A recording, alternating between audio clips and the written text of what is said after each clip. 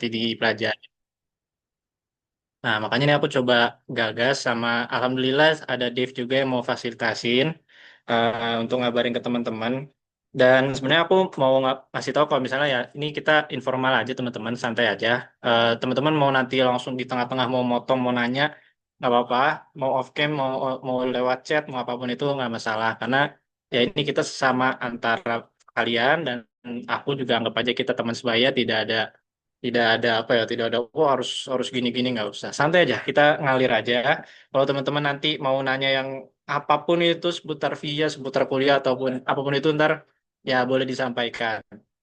Cuma nanti aku ini mau coba ada sedikit hal yang mungkin kalau dari Dev mintanya yang gong tapi teman-teman mungkin belum tahu. Jadi ini aku mau coba kasih tahu beberapa sekaligus yang menurut aku penting karena setelah kuliah ini kan alhamdulillah aku udah masuk semester 3 ya. Berarti sudah setahun di VIA.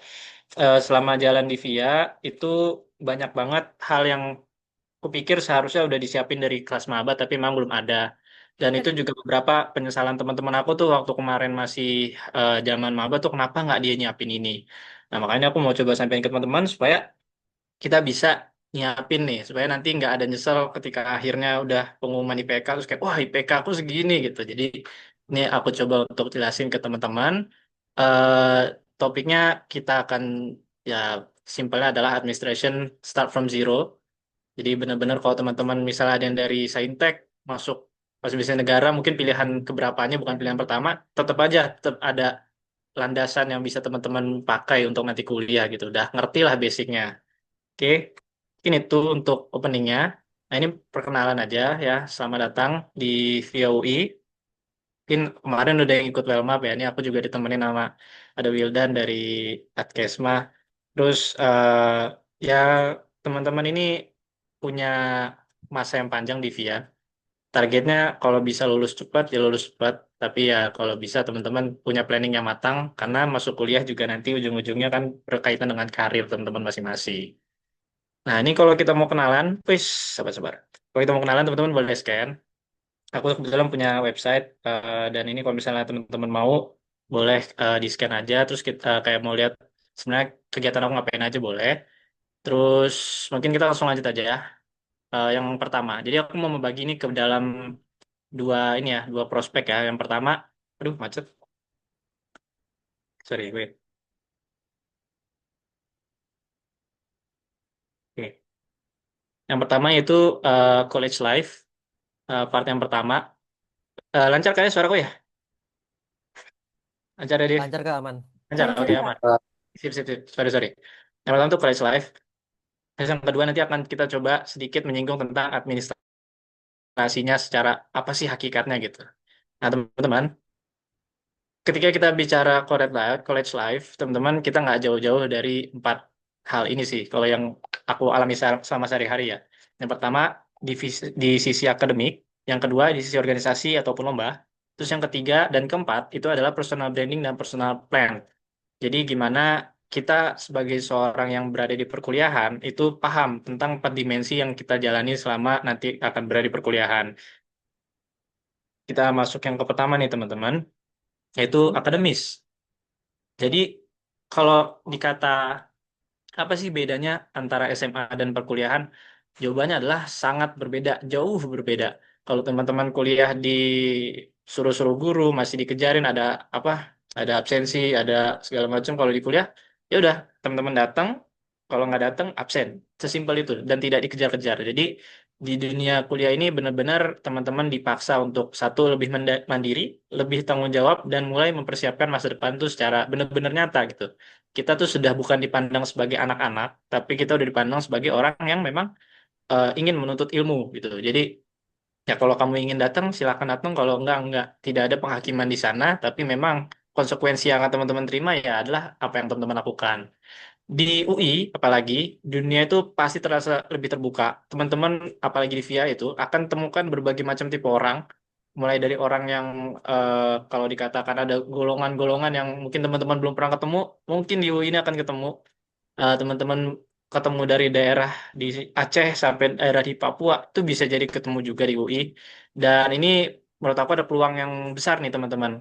Tapi peluang terbesar itu juga jadi salah satu hal yang bisa menghambat teman-teman ketika itu jadi tantangan karena ntar ada rawan banget teman-teman ke bawah arus, ada rawan teman-teman kayak ke bawah hal yang mungkin kurang baik karena kebebasan teman-teman dalam eksplorasi ini. Makanya ada beberapa aspek untuk teman-teman bisa tetap memanfaatkan akademik ini di perkuliahan tanpa harus kemudian tadi terbawa dengan pengaruh-pengaruh yang buruk.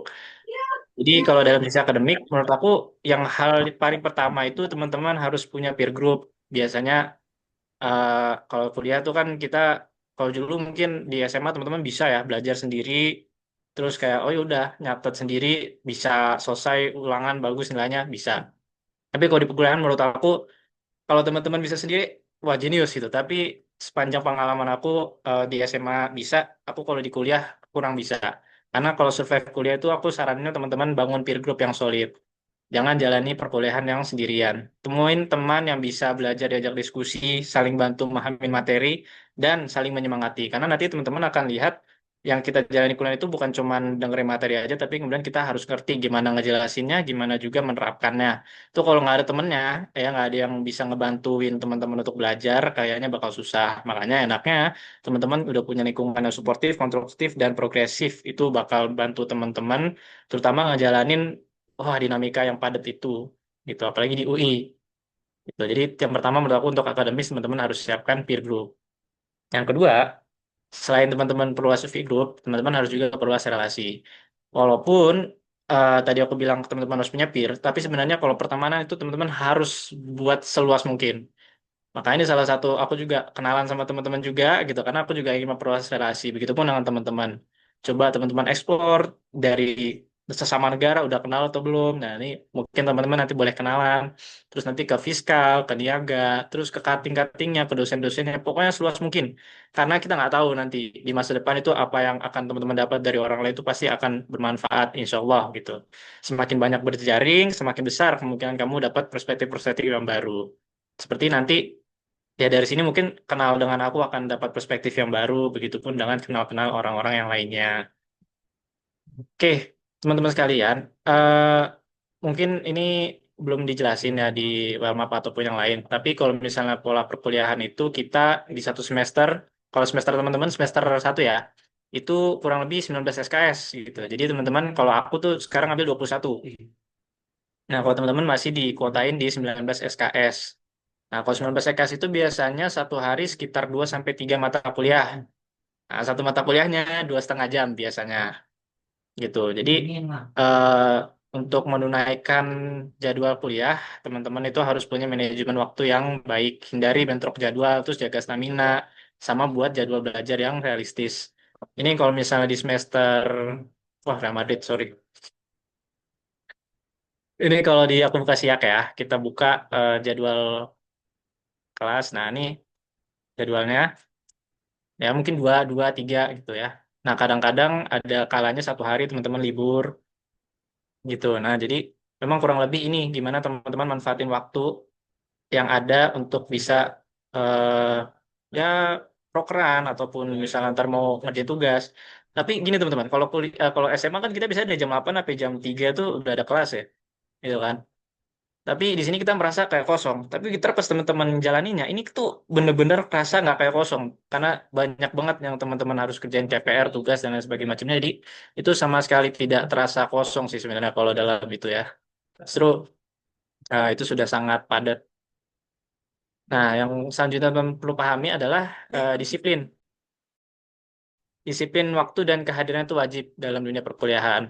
Jadi bagi teman-teman yang belum tahu, di via UI ini setiap mata kuliah maksimal cuma boleh izin 3 kali teman-teman. Jadi kalau teman-teman izinnya lebih dari 3, nah itu sudah tidak boleh nanti ikut ujian. Yang langsung nanti kalau nggak ikut ujian ya nilainya kan nol gitu. Nilainya nol otomatis IPK-nya juga ngaruh ke situ. Nah, makanya teman-teman harus disiplin dan manajemen waktunya baik. Gimana caranya 3 kali absen per matkul ya. Jadi misalnya ada 5 matkul, berarti kan teman-teman bisa absen 3 matkul A, 3 matkul B, 3 matkul C, dan seterusnya, seterusnya gitu. Nah, jangan sampai absen ini kepake di hal-hal yang nggak penting gitu. Karena 3 kali ini itu termasuk izin ya teman-teman. Misalnya teman-teman sakit, oh ya udah teman-teman kepotong absennya satu. Saya teman-teman umroh atau teman-teman ada yang haji kemarin, ya udah kepotong satu gitu. Jadi tidak menerima alasan apapun di luar tiga itu sebenarnya. Jadi makanya harus manfaatin tiganya sebaik-baik mungkin. Makanya dari itu jangan terlambat kalau kuliah gitu. Kalau eh, di mana sorry di SMA telat mungkin masih ya udah disuruh di luar aja tapi nggak ngaruh kemana-mana. Tapi kalau di sini 15 menit kamu dianggap nggak boleh absen. Jadi tidak hadir. Tidak hadir berarti kepake satu absennya. Walaupun nanti teman-teman tetap ikut bisa masuk kelas tapi ya itu tidak di absen gitu. Ini salah satu yang penting pola perkuliahan dan juga disiplin dalam sisi akademik. Nah, bicara tentang hasilnya teman-teman, IPK, kalau di UI, bagi teman-teman yang nggak tahu, kita IPK-nya maksimal 4. Nah, kalau cum laude, itu IPK-nya di atas 3,5. Gitu. Nah, strateginya gimana sih supaya misalnya kamu mau ngincer cum laude, gitu, ntar di wisuda dipanggil namanya, atau ditunjukin di depan layar, itu adalah teman-teman manfaatin di semester 1 dan 2. Karena di awal ini beban kuliah tuh masih relatif bisa dan gampang untuk dikejar. Belum banyak distraksi organisasi. Teman-teman belum masuk organisasi nih. Belum banyak agenda, belum ada skripsi dan semacamnya. Jadi kalau mau nge-push IPK, kalau bisa dari awal 4 gitu.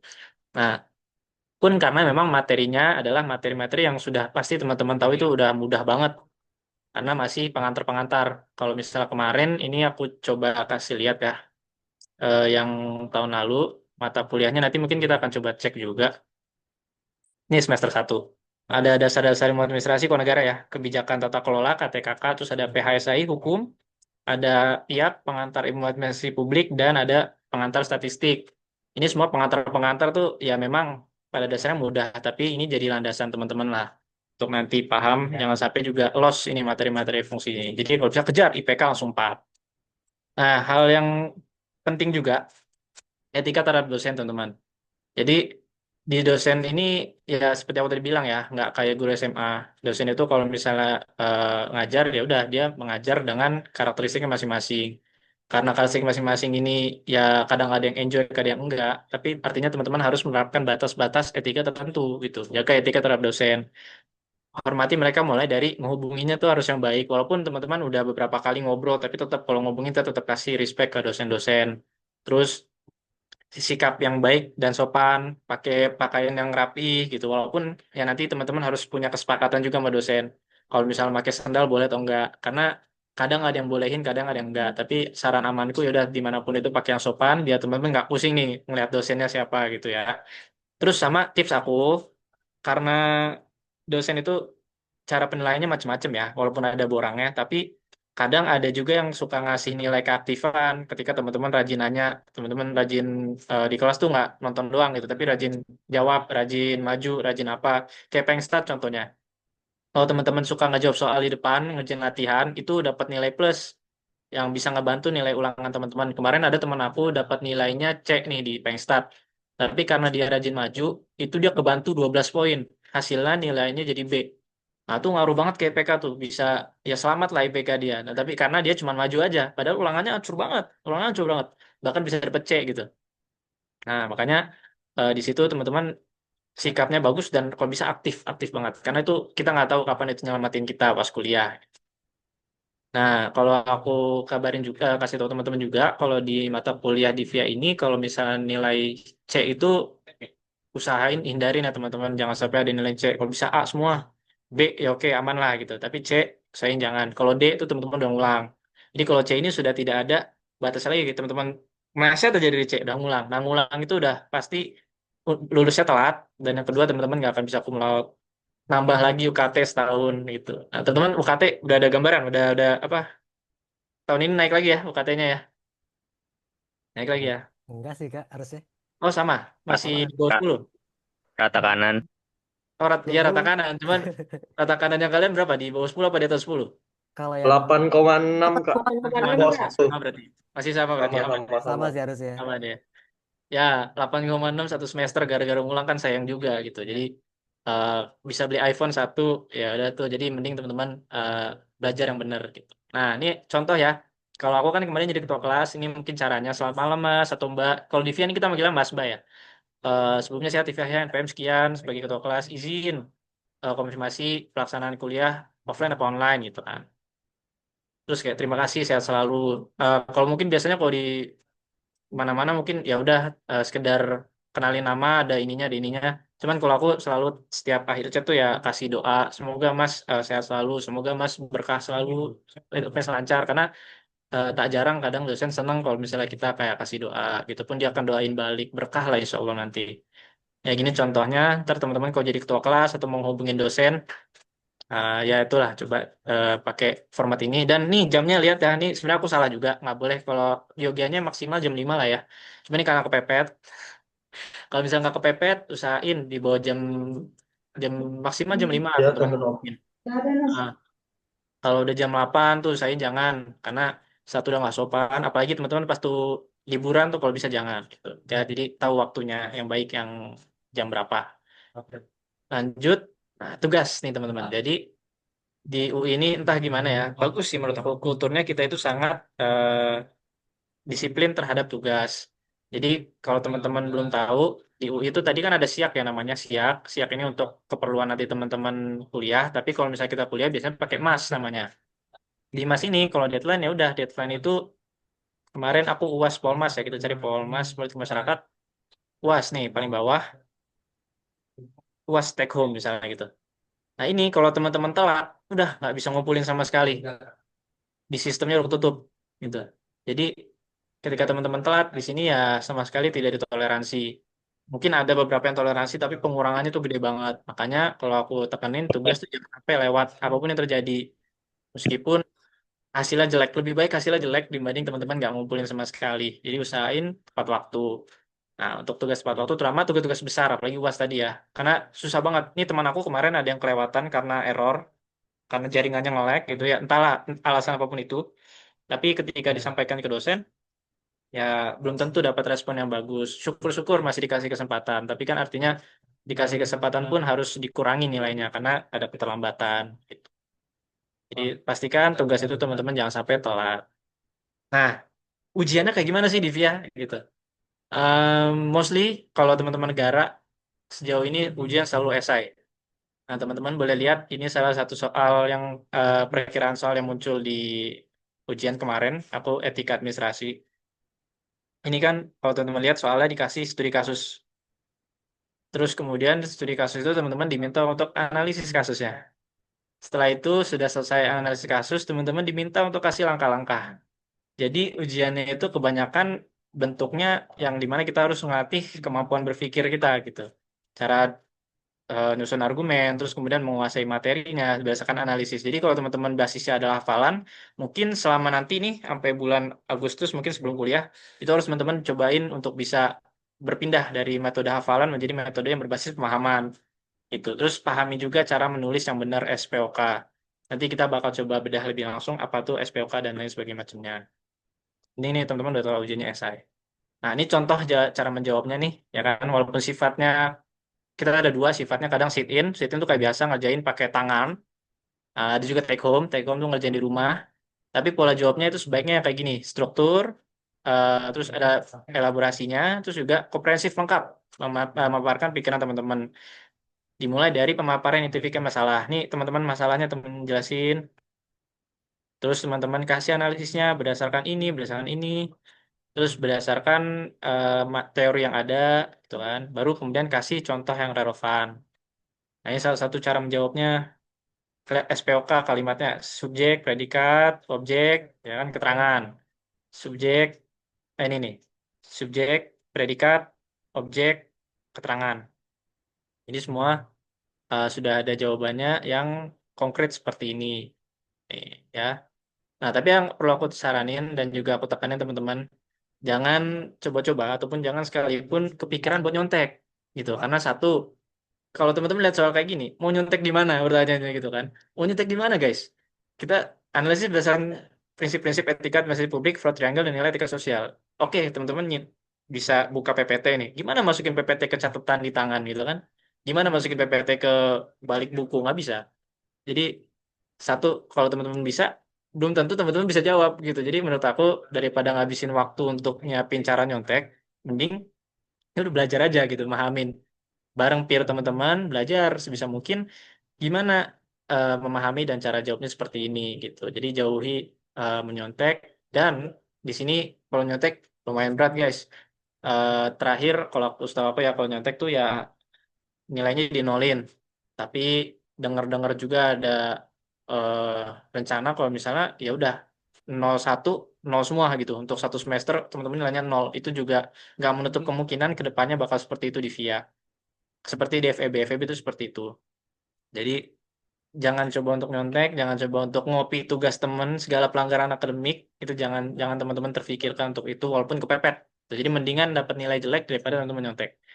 Karena lebih rugi nyontek sebenarnya. Kalau ketahuan, kalaupun nggak ketahuan juga rugi di pemikiran teman-teman sendiri. Karena ya sebaiknya teman-teman paham materi, tapi karena nyontek akhirnya nggak paham. Tuh, nah ini tips belajar dari aku ya, teman-teman jangan SKS. Udah sulit sekarang. Nah, kalau teman-teman SKS itu sudah eh kalau dulu mungkin matematika hamin satu ujian teman-teman masih bisa ngerangkum, masih bisa ngerjain. Tapi kalau sini kadang-kadang SAP-nya itu ada 5 ada 6. Nah, itu teman-teman gimana kalau baru malam itu baca. Jadi SAP itu kayak PPT-nya ada 6. Itu gimana teman-teman bisa baca dalam satu tempat gitu ya. Terus kemudian buat catatan kecil setiap pertemuan. Ini evaluasi aku sepanjang kuliah. Kemarin pas awal-awal kuliah tuh sama sekali nggak nyatet, merhatiin aja. Tapi ketika mau ujian disitulah keteter gitu, harus ngerangkum dari jauh-jauh hari. Nah, tapi kalau teman-teman udah punya catatan, nanti ngerangkum tuh tinggal disatuin aja. Terus banyakin diskusi, banyakin belajar kelompok, dan biasakan latihan menulis kalimat atau ringkasan. Karena nanti ketika teman-teman ujian sit-in kan tidak boleh buka laptop, tidak boleh buka catatan. Itu kadang kata-kata tuh mentok di kepala gitu. Ntar ujian pertama pasti ngerasain, wah ini habis kata-kata nih mau ngomong apa. Kadang-kadang GP nggak jelas jadinya. Kita kan kayak, oh iya ntar sebut sebut kata yang sama bisa 10 kali, 20 kali. Nah, latihan nulis itu kalimat atau ringkasan itu jadi keahlian teman-teman lah, biar nanti jawabnya bisa lebih cepat. Ini kalau teman-teman scan QR-nya, ini ada contoh rangkuman yang biasa kita pakai. Modelannya kayak gitu, biasanya kita gabung semua. Coba ya. Eh, Linknya di download ya. Coba boleh di-scan lah. Scan aja, coba di-scan ini.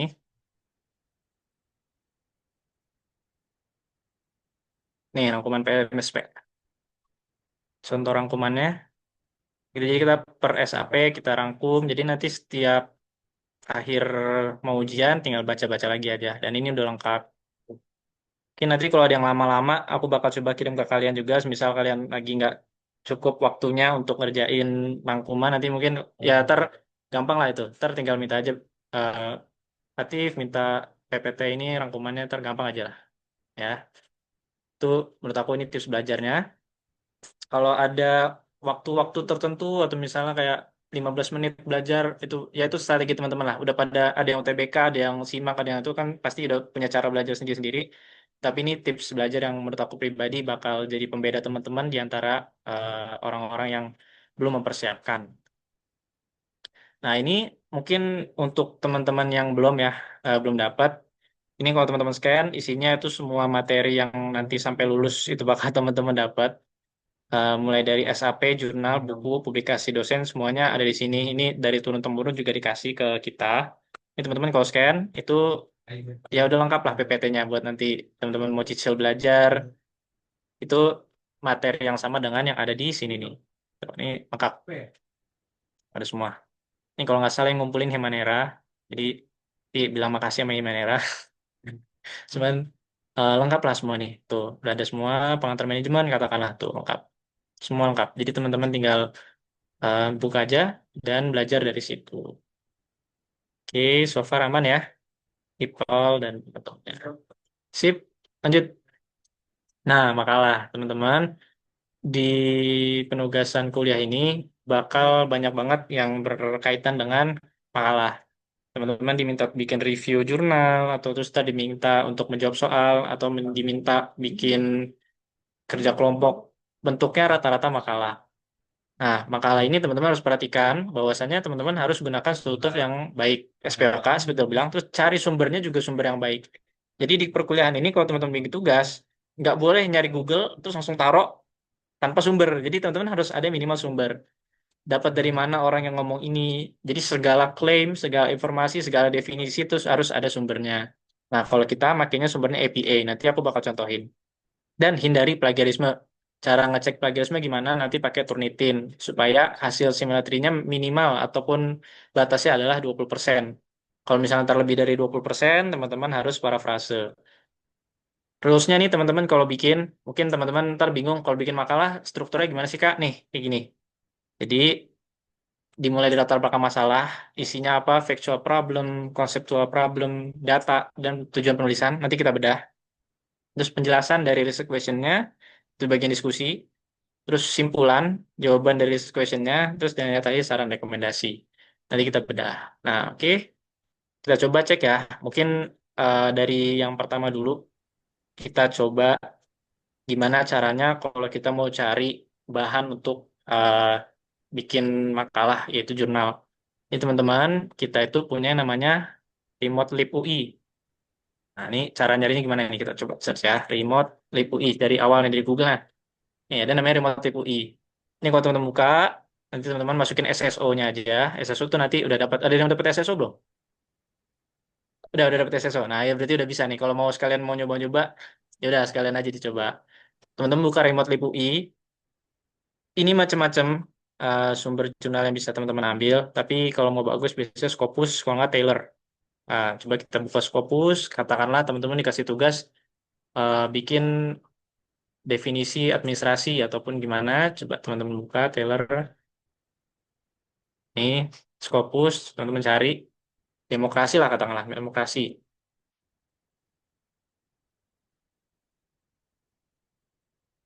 Configuration of demokrasi katakanlah seperti itu.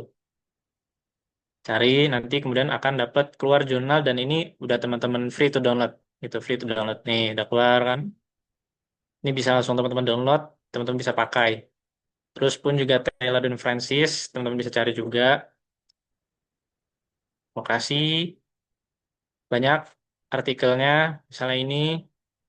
Terus teman-teman bisa full artikel, bisa langsung download. Gitu. Jadi UI ini sebenarnya udah ngasih fasilitas. Ini kemana? Kalau ditanya uang UKT kalian kemana? Nih, langganan ini semua ya. Itu uang UKT kalian ke sana. Jadi teman-teman harus memanfaatkan ini, jangan sampai nggak kepake. Kalau misalnya nggak ada gimana Kak? Nah kalau nggak ada teman-teman, nggak ada yang bagus nih, teman-teman bisa pakai Google Scholar.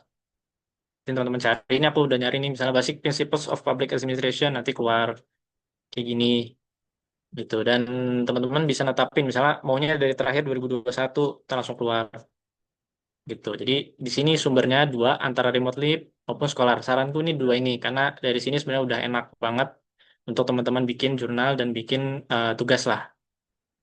Gitu. Terus citasi APA, maksudnya citasi APA itu apa? Citasi APA itu jenis citasi teman-teman. Jadi kalau teman-teman habis ngomong jagung itu rasanya enak. Nah, siapa yang ngomong jagung itu rasanya enak? Itu berdasarkan si ini misalnya Gilmour. Maka teman-teman harus menetapkan citasi APA. Nanti di daftar referensinya teman-teman harus nulis seperti ini. Nih ada APA, ambil yang ini, tengah. Tuh, ini citasi APA. Kalau mau coba cari, ini aku dulu nih, mana ya? Tugas nih ya, mungkin lah. Coba ya. Wah, udah nggak bisa. Coba ini. Udah nggak bisa. Oke, bentar. Kita coba buka tugas ya.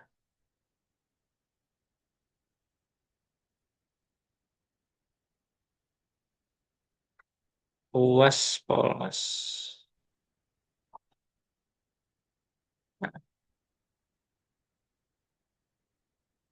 Bukan.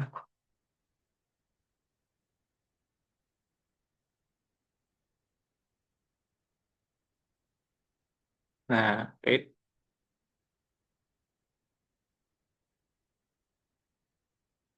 Ini di sini.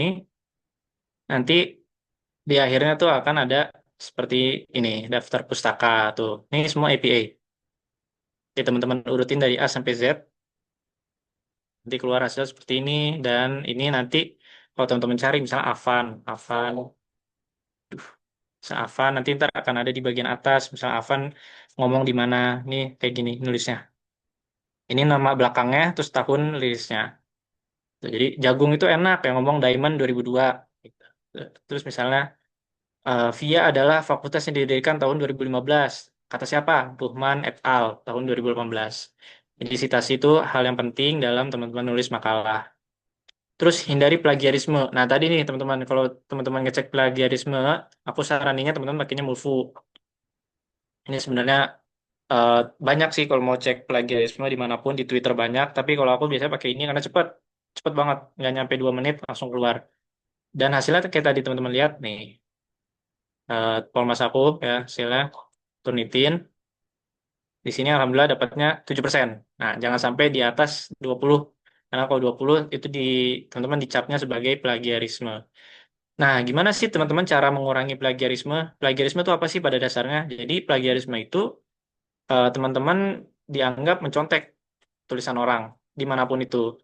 Nah, makanya ini nih Undang-Undang Nomor 24 karena udah banyak yang nulis undang-undang seperti ini di jurnal-jurnal lain, makanya dianggap sebagai plagiat. Cara untuk mengatasi plagiarisme gimana teman-teman? Teman-teman ketika mengutip itu parafrase. Parafrase itu seperti apa? Contoh, jika teman-teman mau nulis, misalnya teman-teman baca di buku, tadilah VIA adalah fakultas yang didirikan tahun 2015.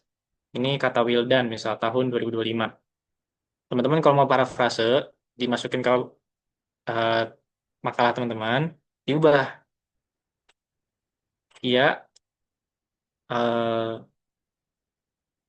berdiri sebagai sebuah, misalnya gitu ya, fakultas yang diresmikan tahun 2015. Kasih Wildan 2025. Itu. Jadi ini tidak akan kedetek sebagai sebuah plagiarisme. Jadi kalau teman-teman disuruh nyari jurnal tuh teman-teman bukan disuruh copas, tapi disuruh mendapatkan informasi dan kemudian parafrase. Gitu cara bikinnya. Nah, kalau tadi teman-teman untuk strukturnya kayak gini, kita bedah juga di eh, makalah yang sama. Nyari tadi mana ya? Sebentar.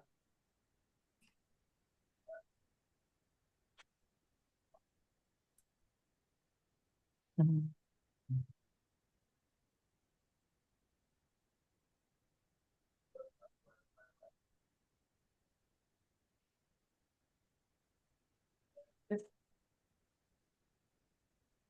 Nah, ini ya saya.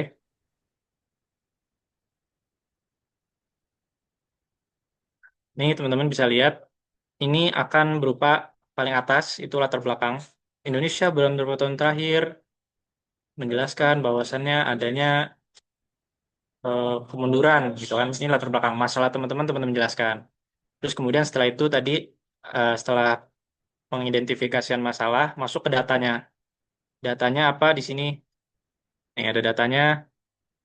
Menurut penelitiannya apa? Governance tuh apa gitu ya?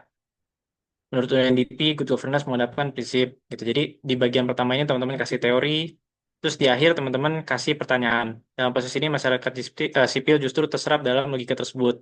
Akibatnya hubungan antar negara, masalah sipil, dan lain-lainnya berpengaruhi kebijakan secara substansial. Jadi di bagian akhir ini teman-teman memberikan sebuah kayak pertanyaan yang ingin akan teman-teman jelaskan sepanjang makalah gitu. Ini kalau misalnya kurang jelas, teman-teman bilang, Kak, kurang jelas, bilang aja. Ntar aku ulangin. Tapi mungkin pada dasarnya teman-teman kalau mau bikin makalah, strukturnya seperti ini. Nah, di bagian yang state ke bawah itu udah masuk ke dalam pembahasan. Teman-teman jelasin menurut perintah yang udah diberikan. Baru terakhir itu kasih solusi di sini. Simpulan dan juga solusi. Langkah-langkah yang perlu dilakukan adalah gitu. Penguatan masyarakat sipil juga menjadi aspek penting yang harus dilakukan karena menjalankan fungsi pengawasan dan lain-lain. Itu ini untuk eh, makalah. Ada yang masih belum paham atau mau diulang lagi penjelasannya untuk makalah? Karena ini cukup penting, teman-teman. Ada teman aku yang masih belajar nulis pun makalah sampai sekarang masih masih belajar nulis juga karena emang eh, kadang dosen mintanya ada yang segini standarnya, ada juga yang memang masih membolehkan. Tapi kalau misalnya teman-teman udah rapi, insya Allah nilainya bagus. Aman ya sejauh ini untuk makalah ya. Kalau misalnya mau dijelasin ulang, aku jelasin ulang. Aman? Kak, Dari gue sih izin aman. tanya, izin Iya, tanya iya. Kak. Gimana, gimana? Nanti materi yang terkait mata kuliah itu di-share nggak? Yang mana? Yang mata kuliah yang di drive tadi kan ada Oh, rangkumannya dari iya. Himanera. Ini bakal di-share, bakal di-share. Oke, terima kasih Kak. Atau ini di teman-teman SS juga ntar bisa langsung diakses. Thank you, Radia. Ini Bang, gue mau Sip. nanya. Yang tadi kan makalah tuh berarti udah ada ketentuannya langsung dari Sorry, dosen sorry, ya. bentar, bentar. Sorry, Eh, bentar, bentar. Bentar, Dave. Oke, Kayaknya oke. audio aku error nih. Bentar. Wait, wait, wait, wait, wait. Coba, coba. Oke, mau nanya Bang, gue terkait tadi makalah ya. Kan buat dosen Ah, itu berarti udah ada standarnya sendiri nih. hmm. Pertanyaan gue itu seputar si makalah ini kan ntar bakal ngutip data. Yang gue tahu, umumnya data itu dikutip kalau misalkan Aduh, buku. sorry, sorry, Dave. Kenapa ya Oke. audio ini? Maaf izin nyela, Dave emang suaranya kecil banget, mungkin Suaranya nggak si pakai David aja earphone yang kali kecil, ya? Oke, Bang. Itu kayaknya loh. audionya. Ya, Sorry, sorry, mic-nya sorry. nggak Audionya ini. David yang kecil. Boleh di chat deh, chat. Oke, Boleh di chat, boleh di chat. gini gimana aman nggak? Aman, Dave. Gini aman ya? Oh ya, coba, coba. Silakan, Oke. silakan. Pertanyaan gue itu terkait si makalah tadi ya kan kalau misalkan dari dosennya sendiri udah ada standarnya. Nah, Ya, kalau secara umum kan makalah itu kalau misalkan ngutip data dari artikel ilmiah itu kan setahu ya. gue itu 5 tahun ke belakang maksimal. Terus kalau misalkan Ah, buku itu 10 tahun ke belakang. Nah itu kalau misalkan ya. di VIA itu kayak gitu juga atau ada ketentuan khusus dari dosen ya? Oh, oke. Kalau di VIA sama, kayaknya sepanjang aku kuliah 5 tahun sih. Batasnya 5 tahun. Kalau di tugas biasanya 5 tahun. Tapi kadang-kadang ada dosen juga yang biasanya netapin peraturan sendiri. Misalnya, oh ya maksimal 3 tahun, 4 tahun, maksimal 2021. Kadang dia suka netapin sendiri. Tapi kalau nggak ada yang ngomong kayak gitu, ya udah teman-teman patokinnya 5 tahun aja, jaga-jaga aman. Karena belum tentu eh, materi yang teman-teman cari dari tahun 1980 itu masih relevan gitu. Tapi gini teman-teman, misalnya teman-teman ini mau ngutip Plato misalnya. Plato itu kan udah dari zaman purbakala itu kan, udah ngomong dari zaman dulu. Apakah nggak bisa kutip? Jawabannya bisa. Tapi kuncinya adalah tadi teman-teman itu nemuin makalah misalnya di Scholar yang menjelaskan tentang Plato misalnya. Plato teman-teman tulis gitu, Plato Republik kan 1993. Nah, teman-teman cari yang sejak 2021 membahas Plato. Dia nanti akan ada mengutip Platonya. Nah, itu teman-teman udah bisa untuk melanjutkan makalah dengan mengutip seperti itu. Nanti tulisannya kayak tadi di makalahku itu, kayak misalnya si Anu dalam si Anu. Tadi mana ya?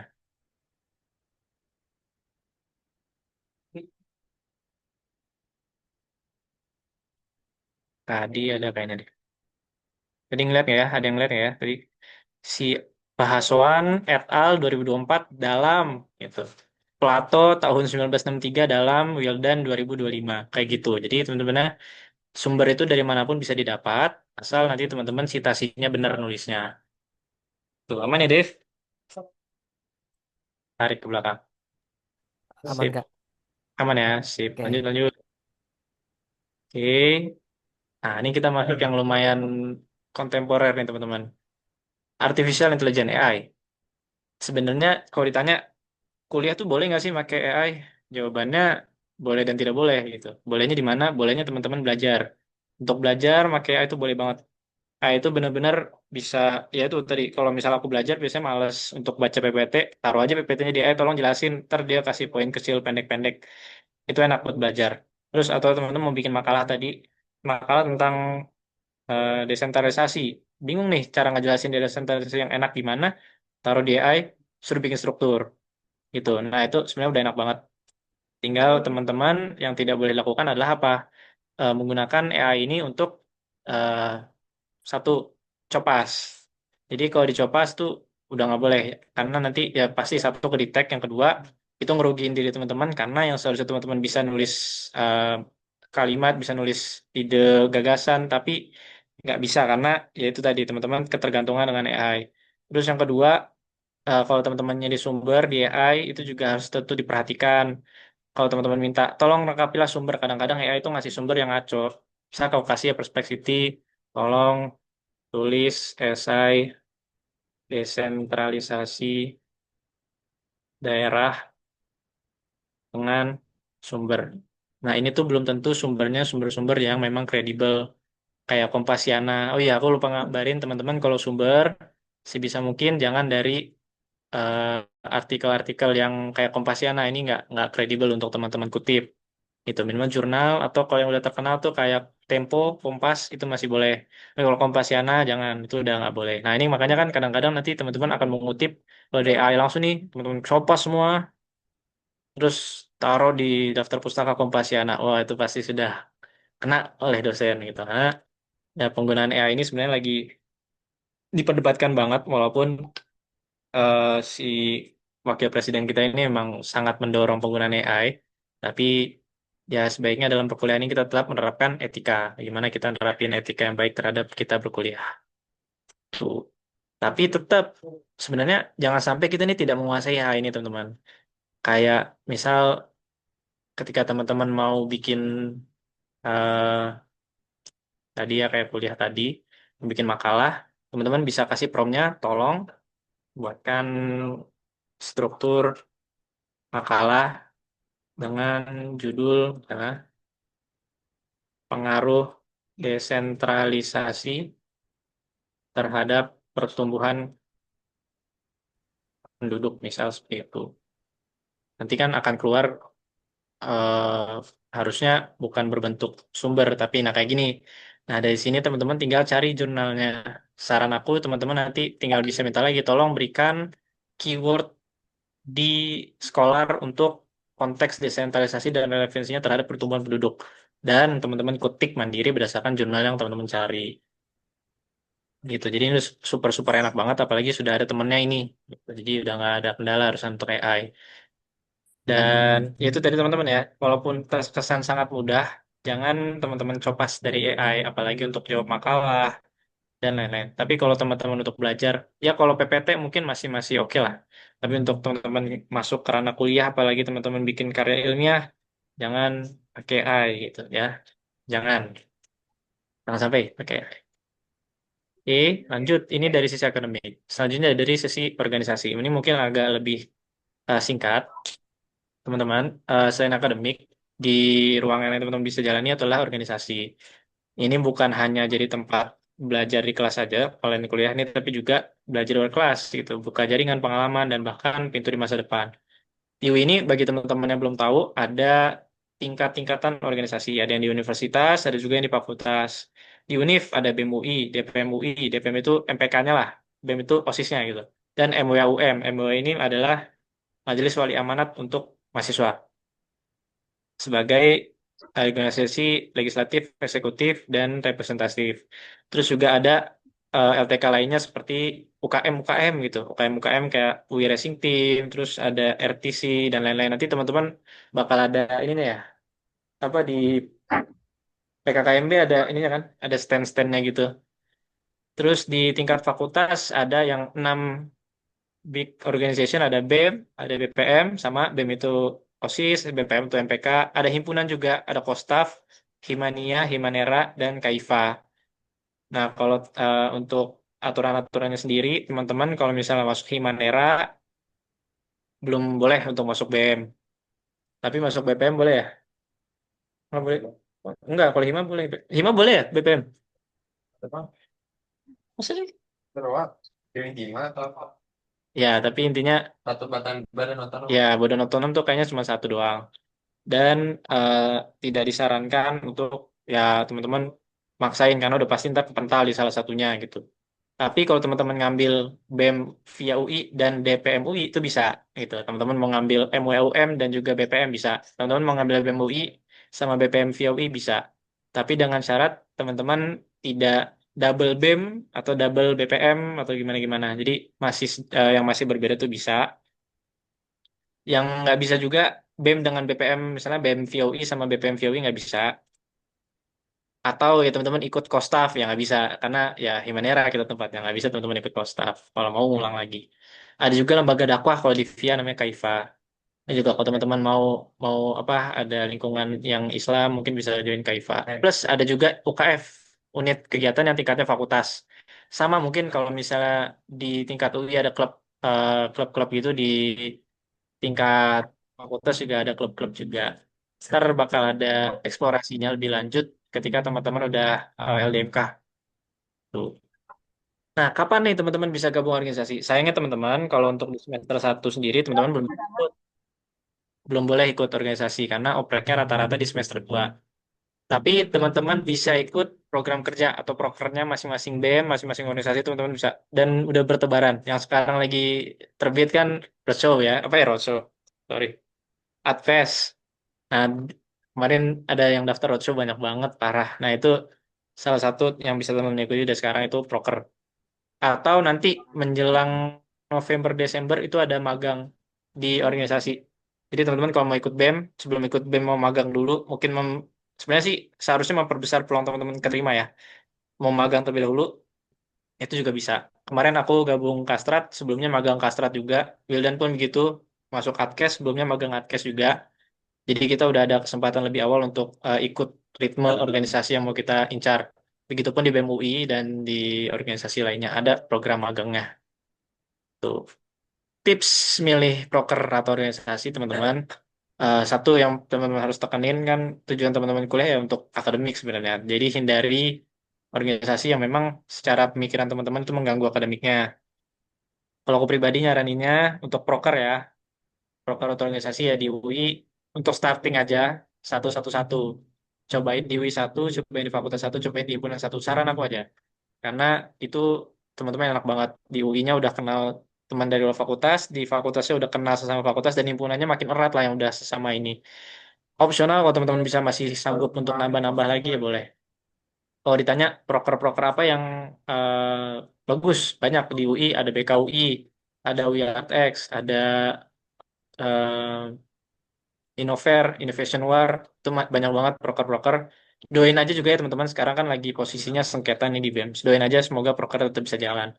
Terus di fakultas ada Adves, ada nanti prokerku sendiri adaptasi. Banyak proker teman-teman bisa ikut. Dan yang perlu teman-teman catat, kalau keluar ada oprek kayak gitu, pasti FOMO. Itu pasti FOMO. Nah, teman-teman sebisa mungkin sebelum FOMO itu menggerogoti jiwa teman-teman untuk gabung apapun itu, teman-teman pikirin lagi. Ini secara plan apakah sudah masuk atau belum. Jangan sampai teman-teman karena FOMO akhirnya keteteran di akhir. Tetap realistis dan terutama jaga mental health. Jangan sampai nanti burnout kuliah, teman-teman malah jadi di proker tuh main tinggal itu. Wah, masalah deh banyak deh gitu. Nah, ini untuk beberapa timelinenya, untuk magang biasanya November. Proker mulai ramainya di Juni sampai Agustus. Jadi teman-teman kalau mau nungguin proker, siap-siap incer dari bulan-bulan ini, opreknya pasti mereka bakal banyak karena acaranya, puncak-puncak kegiatannya tuh dari bulan Oktober sampai bulan Desember. Nah, gunakanlah satu semester ini untuk adaptasi atau pemanasan. Tapi selain organisasi teman-teman, sebenarnya proker ini kan di dalamnya nanti ada kepanitiaannya tersendiri. Katakanlah misalnya teman-teman BKUI. Di tahun pertama teman-teman jadi staff, di tahun keduanya bisa jadi BPH-nya di proker tersebut. Jadi opsi teman-teman banyak, bisa masuk ke dalam organisasi sebagai staff, atau lanjutin di proker bisa jadi sebagai BPH. Tapi kalau kedua ini tidak ada larangan, misalnya teman-teman organisasi nggak boleh jadi BPH, nggak ada. Jadi teman-teman bisa jadi organisasi, sekaligus teman-teman bisa jadi BPH di proker. Intinya pinter-pinter teman-teman ngatur aja ya, apa yang mau teman-teman ambil biar nggak kewalahan, tentukan perencanaan yang konkret, target magangnya apa, terus organisasinya apa. Kalau bisa, yang teman-teman ambil ya sejalan lah. Misalnya teman-teman mau masuk Humas BEM UI, berarti wah incar aja proker-proker Humas BEM UI. Supaya nanti ketika ngejalaninnya sebagai staff, udah linear lah, teman-teman nggak perlu belajar-belajar banyak. Itu. Mungkin itu untuk organisasi ya teman-teman. Ntar kalau mau nanya langsung terkait organisasi, boleh nanti ada sesi tanya jawab, mungkin teman-teman mau tanya jawab boleh. Terus personal branding dan personal plan. Kita nggak pungkiri bahwa teman-teman kuliah itu juga perlu yang namanya personal branding teman-teman. Kalau teman-teman buka Instagram, banyak banget anak UI udah buka LinkedIn. Mungkin teman-teman kalau belum buka LinkedIn ya cobalah dibikin LinkedIn-nya. Terus CV-nya diperbagus, terus kemudian Instagramnya dirapihin karena kita nggak menutup kemungkinan kenalan-kenalan atau karir kita itu akan muncul dari personal branding kita. Contoh ada temanku ini dia bikin konten, wah alhamdulillah eh, baik konten itu akhirnya mengantarkan dia ke posisi-posisi yang bagus di VIA kayak jadi content promotion ataupun yang lain-lain sebagainya. Kalau teman-teman mau lihat LinkedIn, contoh-contoh yang rapih kayak gimana, ini aku punya aku pribadi aja ya, biar nggak Oke, bener. data orang kita buka ya. Bebas. Punya Wildan nggak rapih, sorry. Lah, coba cari. Cari dulu. Nah, nih teman-teman kasih organisasinya apa, terus ini untuk eh pengenalannya, terus di sini tentangnya teman-teman jelasin yang paling konkret lah untuk teman-teman. Terus teman-teman masukin pengalamannya, masukin skill. Pokoknya ntar kalau teman-teman mau bersosialisasi ataupun ada project-project, ini bakal dijadiin kayak landasan organisasi buat background checking juga sebenarnya gitu. Sama yang terakhir, personal plan sih penting karena ketika teman-teman masuk ilmu administrasi negara, maka teman-teman ya bisa nanti peluangnya ke pemerintahan. Makanya teman-teman juga perlu siapin rencana apa yang akan teman-teman ambil selama 4 tahun ke depan, supaya nanti ketika mau masuk ke pemerintahan udah enak gitu. Atau misalnya mau bikin usaha atau NGO, di kuliah ini jangan sampai teman-teman cuma belajar doang sampai tidak mempersiapkan usaha dan NGO teman-teman. Bikin personal plan yang baik dan personal branding yang baik. Mungkin itu untuk bagian akademik, bagian college life. Nah, selanjutnya ini mungkin bagian administrasi. Tapi sejauh ini aman ya teman-teman ya? Aman ya? Ada kak ini yang nanya dari Slido Ah, terkait materi sebelumnya juga. Mau disampaikan di iya. sini langsung. Boleh, boleh, boleh. Pertanyaannya itu, oke, pertanyaannya itu jam paling pagi yang etis untuk menghubungi dosen itu jam berapa? Oh, Dan biasanya yang menghubungi dosen di semester awal itu cuma ketua kelas aja atau gimana kak? oke.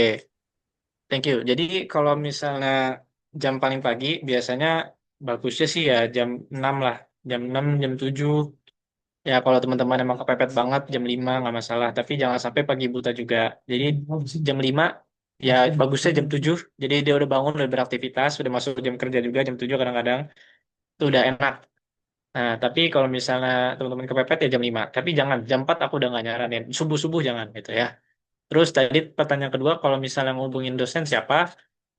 Jadi biasanya nanti ketika menjelang mau kuliah tuh ketua kelas bakal diundang ke dalam grup. Makanya nanti nomor-nomor dosen tuh bakal di-share ke ketua kelas.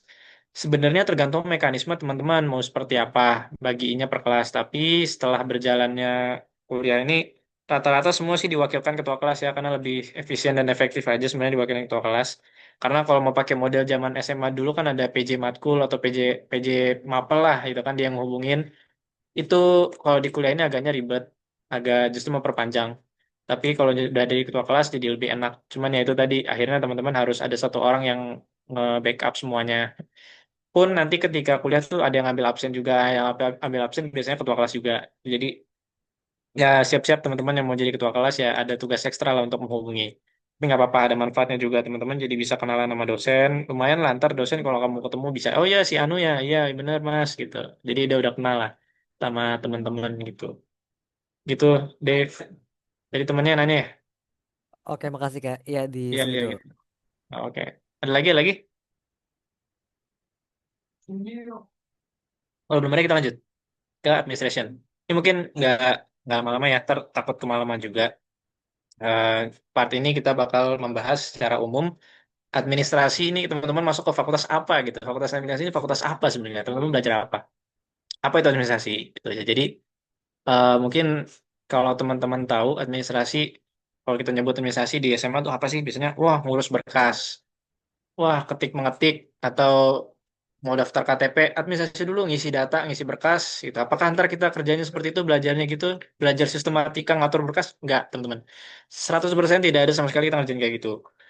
Baik negara niaga fiskal, nggak ada yang teman-teman lihat terms of administration yang selama ini teman-teman tahu itu sepenuhnya kurang tepat, gitu. Karena sebenarnya administrasi itu tidak bermaksud demikian. Jadi, kalau teman-teman mau paham administrasi sejatinya, sebenarnya ini. Apa sih administrasi itu? Administrasi itu adalah rangkaian kegiatan yang mencakup proses perencanaan, pengorganisasian, pengarahan, dan pengandalian terhadap berbagai sumber daya agar tujuannya tercapai secara efektif dan efisien. Nanti teman-teman dari zaman maba sampai lulus ditanya administrasi, sebenarnya ini nggak berubah, nggak banyak pengertiannya, tapi hakikat sejatinya itu sebenarnya hanya ini. Ada proses dilakukan oleh lebih dari 2 orang untuk mencapai tujuan tertentu ya tambahkanlah efektif efisien dan lain-lain sebagainya macamnya. Tapi intinya hanya gimana nya ada 2 orang, ada tujuan dan ada proses yang ingin dijalankan. Itu udah administrasi.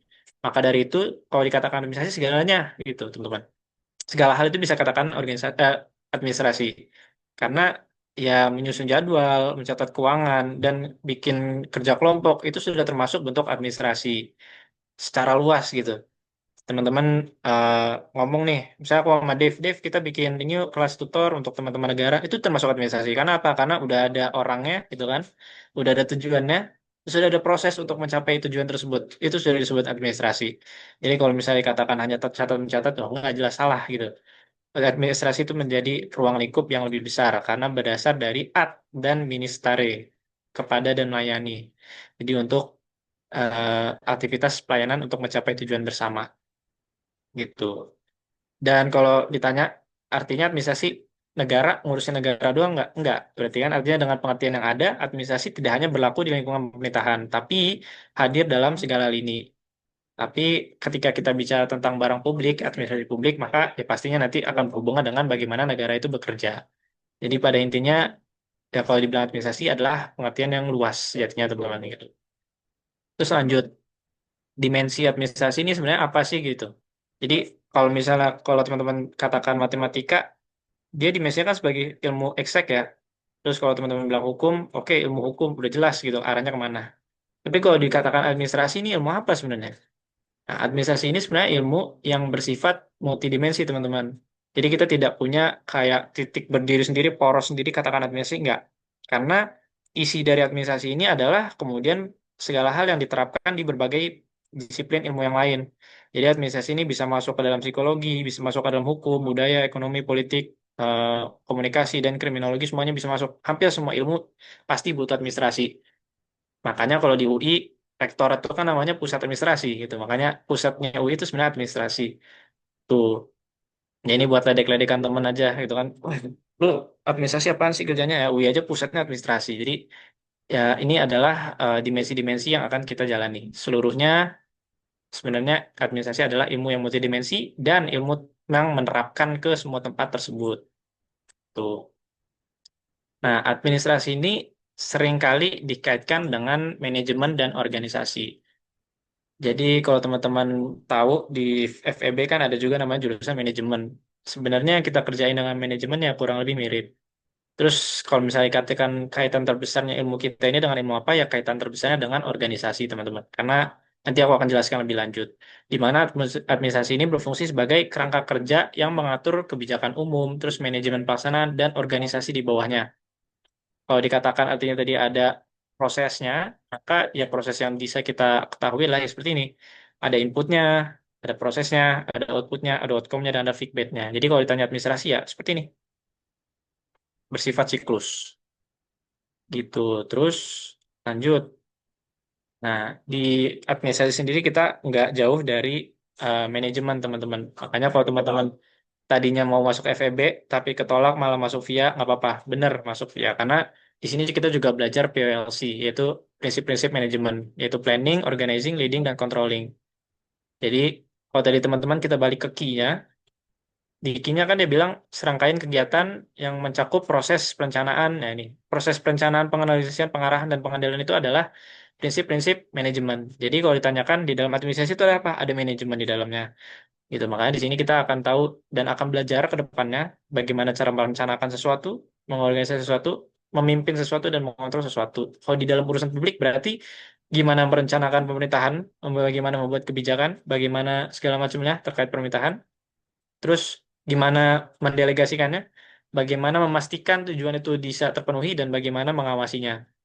Itu di dalam manajemen ini akan diajarin juga di VIA. Nah, makanya kita akan kenal nanti lingkungan administrasi ini, teman-teman.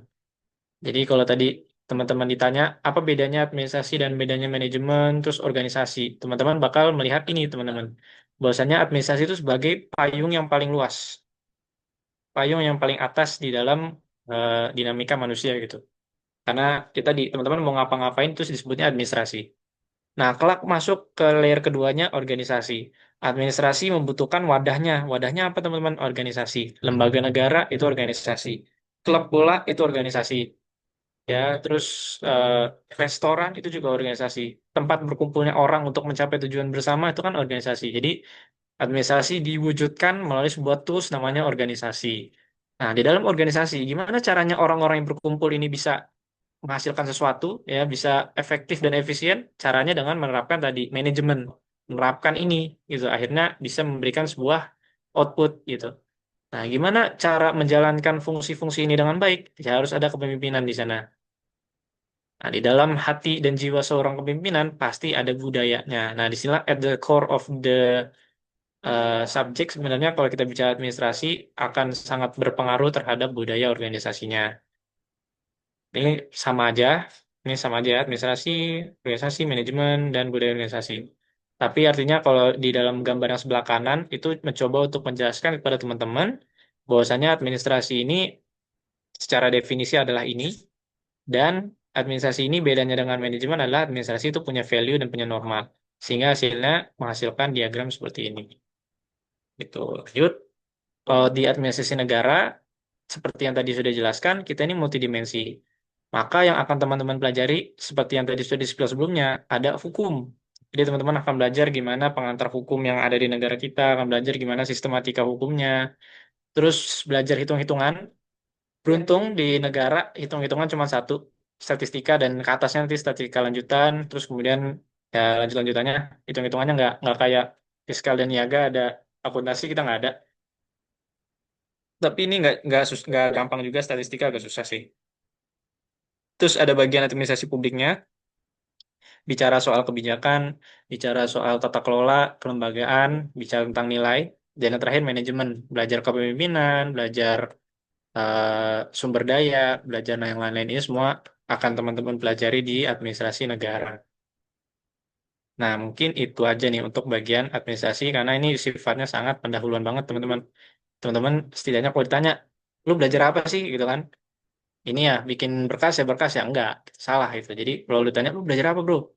Belajar gimana mewujudkan sesuatu secara efektif dan efisien, bareng-bareng. Oh, itu keren kan jawabnya, lumayan. Setidaknya nggak diceng-cengin lah kalau masuk di mana administrasi itu. Nggak diceng-cengin kayak, oh ini jadi pelayan di sini-sini-sini. Enggak, salah itu. Oke. Nah, part ketiga, future. Mungkin dari materi yang aku sampaikan itu udah selesai, udah lengkap semuanya. Nah, tapi ini aku mau nanya aja ke teman-teman. Kalau misalnya gini teman-teman, kalau nanti selama perkuliahan itu kan pasti ya ada kalanya teman-teman nggak ngerti materi. Nah, kalau teman-teman misalnya mau dan setuju, misalnya ntar, oh ke depannya kayaknya butuh deh bantuan kita bikin Zoom-Zoom lagi, aku sangat terbuka. Atau kemudian tadi aku sempat ngomong ke Dev, kalau misalnya ada teman-teman dari fakultas lain, sorry, dari jurusan lain, prodi lain, mau diajarin juga, misalnya ada dia-nya susah, sampaikan aja. Kita juga bisa nanti bikin yang lebih benar-benar masuk ke materi gitu, yang ngejelasin di fiskal dan niaga itu juga bisa. Tapi kalau misalnya memang setuju dan mau, kita bisa bikin grup, nanti tolong difasilitasi sama mungkin siapapun itu, bisa Dave, bisa teman-teman yang lain. Kalau nanti teman-teman mau nanya apapun, mau ngirim soal, Kak ini cara ngerjainnya gimana, itu boleh. Dan tentu saja aku pastiin, kalau di luar sana mungkin ada les, nanti ada teman-teman pasti ditawarin les statistik apa segala macam. Kalau ntar sama kita insya Allah, aku kalau misalnya jadwalnya memungkinkan, nggak ada biayanya, itu free, karena ya tadi berdasarkan keinginan aku dan refleksi, ketika tahun lalu masuk maba itu nggak ada yang ngajarin, makanya sekarang kalau masih ada waktu, masih ada tenaga, usaha sebisa mungkin hadir untuk teman-teman kalau bisa ngajarin, karena ya aku merasa bahwa zaman dulu di waktu maba itu belum ada mentor yang benar-benar bisa bantu aku kuliah. Nah, makanya sekarang aku kebetulan lagi ngajakin teman-teman juga, kalau misalnya teman-teman mau kita bisa bikin grup. Ntar kalau misalnya mau adain kelas lagi, mau adain apapun itu lagi, ya boleh, boleh banget. Dan kita sangat terbuka. Mau ngajak temen dari fiskal, ada nih orang fiskal di samping gue nih, dari tadi dia ngeliatin tuh, ada orang fiskal. Mau ada orang niaga, nanti kita ajak orang niaga. Dan intinya kita akan terbuka dan akan fasilitasi kamu semua semaksimal mungkin supaya kuliahnya lancar gitu. Kalau mau nanya materi, boleh banget. Terus kalau misalnya mau mutualan juga boleh banget. Kalau yang Wildan nggak usah, udah ada Adkesma. Kalau di Wildan nanti kalau teman-teman mungkin udah ketemu Wildan di Adkesma. Tapi kalau misalnya teman-teman mau kenalan sama aku nih IG-nya, nanti kita bisa kenalan dan bisa ngobrol. Mungkin itu aja, Dev, dan teman-teman sekalian dari apa yang bisa aku sampaikan. Thank you, terima kasih banyak. Terima kasih kembali Kak Iya. Atif. Thank you Kak.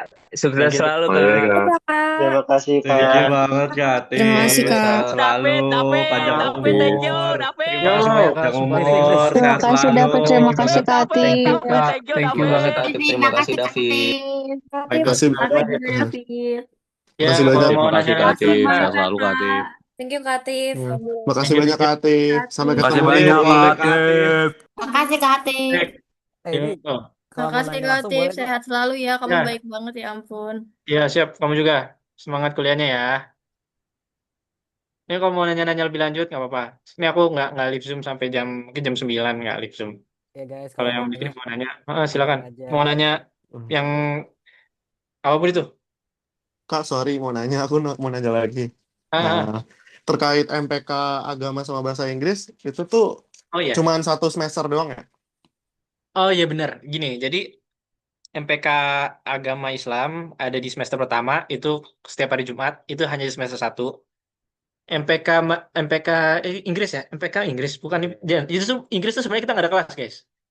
Kita tuh nggak ada kelas bahasa Inggris. Jadi hanya ada satu kali tes namanya IPT. Nah, IPT ini teman-teman tolong siapin dari sekarang karena skala soalnya tuh kayak TOEFL, susah banget. Dan nggak jarang orang-orang ngulang. Nah, kalau dapat C kan sayang banget tuh dapat C di bahasa Inggris teman-teman bisa terhalang. Cum laude-nya bisa terhalang tuh karena dapat nilai IPT C. Nah, makanya siapin dari sekarang. Soalnya tuh kurang lebih ntar ada listening, terus ada jawab yang melengkapi kata, terus kemudian ada mencari kata yang salah, sama yang terakhir paragraf lah kayak kayak UTBK gitu.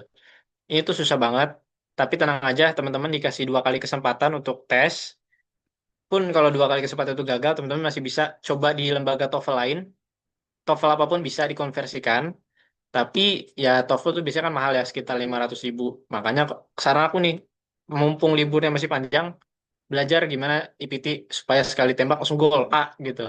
Karena aku kemarin coba IPT, alhamdulillah langsung dapat A dan udah nggak perlu pusing-pusing lagi. Sedangkan masih banyak teman aku yang sampai sekarang pun dia masih coba untuk convert karena ya ngejar nilai dia supaya nggak C, nggak B gitu. Dan gimana caranya ya itu keluar uang lumayan loh sampai 500.000, sampai berapa ratus ribu. Malah ya amit-amit jangan sampai ada yang joki gitu. Karena kan ya satu keluar uang banyak, yang kedua sayang juga kamu akhirnya harus pakai orang ketiga nambah biaya lagi. Jadi untuk MPK Bahasa Inggris nggak ada. Makanya kadang-kadang teman-teman kalau nanti dapat jadwal hari Rabu, kalau kemarin MPKT Bahasa Inggris ya, itu jadinya libur. Jadi hari Rabunya libur karena tadinya jadwal Inggris tapi nggak ada karena IPT. Mungkin gitu Radia. Oke deh Kak, makasih banyak ya. Terus katanya MPK Agama ini juga kadang tricky ya, soalnya kakak kelas aku yang anak apa namanya teknik juga kesulitannya justru di MPK-nya. Kalau MPK agama sih enggak ya, gampang banget justru. Kayak yang penting kamu Tiap hadir. minggu ada tugas. Setiap minggu ada tugas namanya LTM, tapi ya itu gampang lah. Kalian Nulis doang. nulis doang sih kayak Dari video. dari video. Jadi teman-teman kasih video, dari video teman-teman tulisin ringkasan aja. Udah tadi ngomong apa sih ini video gitu kan? Ya banyak lah toolsnya teman-teman kalau untuk kerjain seperti itu. Tadi kalau misalnya ada transkrip, teman-teman mau baca transkripnya aja bisa juga sebenarnya kan yang penting teman-teman merangkum. Dan minimal 1 halaman. Tergantung dosen sih, ada yang minta A4, ada yang minta folio, tapi biasanya folio. Dan itu sebenarnya kalau teman-teman mau sekali duduk langsung ngerjain untuk minggu keberapa sudah bisa juga. Jadi kalau aku kemarin MPK Agama Islam nggak ada kendala sih, justru alhamdulillah dapatnya A. Gitu. Gampang, gampang. Justru tuh gampang sih. Gampang banget. Yang susah nanti semester 3 semester 4 ada PKT. Nah, itu lumayan ribet. Berdua, Pak. Semester 2 ya? Iya, Iya semester dua. semester 2 ya, MPKT. Terus susah, 6 SKS. 6 SKS dan ribet gitu. Jadi seminggu doang, Pak. Iya, masih masih panjang lah itu, masih setahun lah. Oke deh Kak, makasih ya. Ya, aman-aman. Ya, kalau ada yang lain silakan. Kalau Kak mau tanya Kak, kalau nanti dari semester-semester awal itu udah wajib banget pakai laptop ya Kak buat kuliahnya? Kalau laptop Tergantung. tergantung kamu ya Kita sebenarnya, masing-masing ya. tergantung masing-masing karena eh, aku awal-awal belajar masih belum pakai laptop, masih bisa ngikutin, cuman masih nyatet pakai buku. Nah, ketika jalan jalan semakin jalan ini ya sebenarnya kalau pakai laptop lebih mudah. Kadang ada yang juga makainya tab, jadi bisa coret-coret lebih enak juga. Tapi apakah dikatakan wajib dan harus? Enggak, karena ya kalau belajar kan pada dasarnya mahamin aja tuh gitu teman-teman. Mahamin, mencatat di buku, di kertas, nanti pindahin ke HP. Sebenarnya bisa. Tapi kalau dikatakan wajib pakai laptop, enggak. Tapi kalau pakai laptop sudah pasti mempermudah gitu. Paling lebih kepada ke tugas-tugasnya sih guys. Ya, Ya kan kalau kayak tugas, tugasnya PPT, ada yang bikin makalah. Jadi ya laptop tuh memang diperlukan juga sih. Tapi nggak dari pihak universitas tuh tidak enggak mewajibkan. mewajibkan harus pakai laptop. Ya, terima kasih Kak. Siap-siap. Santai aja bro, santai aja bro. Lanjut, lanjut. Kalau ada yang mau nanya organisasi, boleh. Kebetulan kita gabung organisasi dan ikut proper banyak juga. Kak, izin bertanya ya. Untuk yang tentang IPT itu, untuk minimal skornya tuh berapa ya Kak? Biar lulus dan gak ngulang lagi atau Ya, convert lagi. Makasih Kak. kalau 450. 450 itu apa? B. C. 450 itu C. Jadi di bawah C itu ngulang. Kalau ngulang, teman-teman harus ikut kelas. Itu udah jadi SKS teman-teman kepotong. Di bawah 450 D kan. Kalau D, nanti di semester 3 teman-teman ada kelas. Semester 3 semester 4 ada kelas dan harus datang ke Pusgiwa. Itu udah bener-bener motong SKS panjang banget. Dan makanya, Dua SKS. tapi kan akhirnya nggak bisa ngambil Bisa. paket 21 kepotong 2 Pak. Jadi jatuhnya ngulangnya jauh banget tuh. Kan senang. Dari apa? Kan SKS 21. Hmm. Karena ngambil kelas, yang seharusnya dia bisa ngambil EA misalnya. Jadinya nggak bisa ngambil EA. Kan ya. EA kan 2 SS. Iya. Tapi karena ada MPK bahasa Inggris dia belum lolos, EA-nya nggak bisa diambil. Jadi ambilnya Semester 2 maksudnya. ya, jadi harus Enggak, ngambil enggak. semester 3-nya maksudnya. Ntar matkul semester 3-nya kepotong. Makanya eh, tadi jangan sampai nilainya di bawah 450. Kalau batasnya A, A itu dapat di 550. 550 ke atas sudah A. Di TOEFL juga sama, 550 ke atas sudah A. Dan apakah susah? Susah IPT-nya. Karena standarnya kita standar TOEFL. Dan enaknya sih dari tahun-tahun lalu ya. Kalau tahun-tahun lalu itu IPT-nya offline. Ya kalau teman-teman mau sambil apa gitulah masih bisa lah. Cuman kalau sekarang sorry kemarin online. Nah, kalau sekarang udah offline semuanya. Datang ke apa namanya? Erika. Erika, bukan. Erika, Pak. Erika ya? Jadi pokoknya datang di dalam ruangan lab gitu, lab komputer. Erika ya, Erika bener. Di Erika, terus teman-teman ngajain ya bareng-bareng kayak UTBK gitu. Dan itu soalnya lumayan susah. Makanya harus disiapin.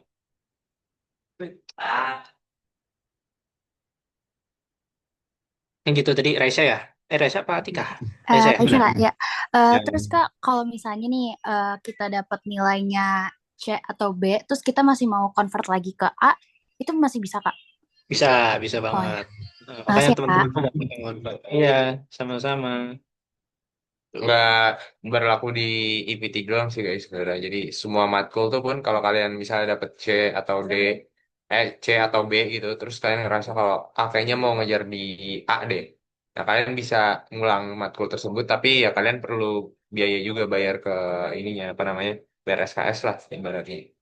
Jadi emang bisa-bisa aja gitu kalau kalian. Tapi ya minusnya adalah kalian ngulang matkul tersebut gitu. Ngulang matkul gitu. Ngulang tuh ngaruhnya ke kelulusan kalian lebih lama, UKT-nya bayar nambah 1 kali, dan tidak bisa pengulang. Dan ketika misalnya kalian di semester, misalnya di kalian matkul kalian ini awalnya B, terus ternyata kalian mau ngejar A, terus pas kalian ngulang ternyata kalian malah justru dapatnya C. Nah, nanti yang diambil tuh C, tahu gue. Jadi Perlu hati-hati lah. iya, bisa mungkin dipersiapkan sebaik mungkin kuliahnya teman-teman.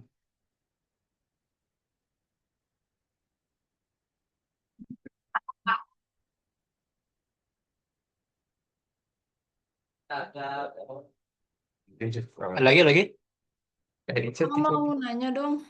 Ya, Tapi gimana? ini terkait organisasi. Apa? Lanjut. Jadi kan kadang aku suka lihat ya di media sosial kayak misalkan ada ciri-ciri organisasi yang emang kita tuh harus pinter banget milihnya kayak emang yang bisa berdampak ke kita yang buat diri kita ngebangun. Kadang kan Ya, ada aja ya Kak organisasi yang kayak begitu. Nah, gimana? aktif dan teman aktif tuh gimana sih kayak supaya kita nggak salah milih organisasi dan emang kayak berpengaruh sama perkembangan diri kita gitu. Oke. Cara mengenali organisasi yang bagus ya teman-teman. Jadi siapa tadi yang nanya namanya? Siva. Shiva, Siva. Shiva. Siva. Oke, Siva.